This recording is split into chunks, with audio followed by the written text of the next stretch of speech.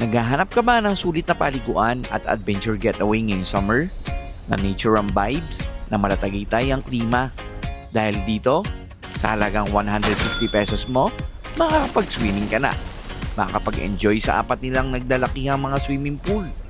Plus, sa halagang 399 pesos, makakapag-swimming ka na, makakapag-ATV, at makakapag-zipline ka pa. Sulit, di ba? Dito lang yan sa Alta-Rios Resort na matatagpuan sa Barangay Lumampong Halayhay sa bayan ng Indang, ang spring capital ng Cavite. Na 1.5 to 2 hours away lang ito sa Metro Manila ay mararating mo na.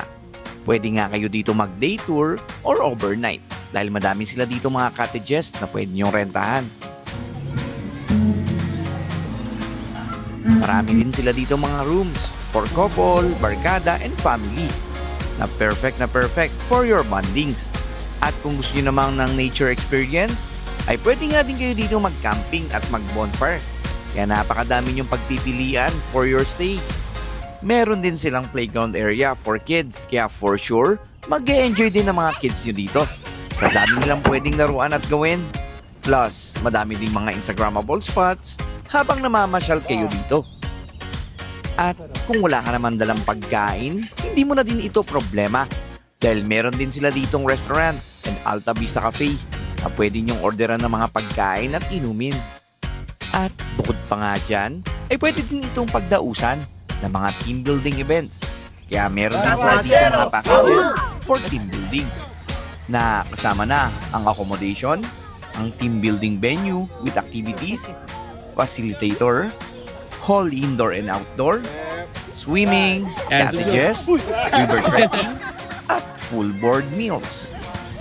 Pwede nyo nga itry dito yung mat crawl, spider web, slippery wall, log balance walk, balance beam, human pass, garter maze, tire and cargo net, at madami pa nga ang iba.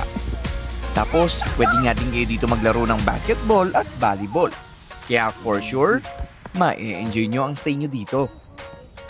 Ang day tour nga pala nila dito is from 7 a.m. to 5 p.m.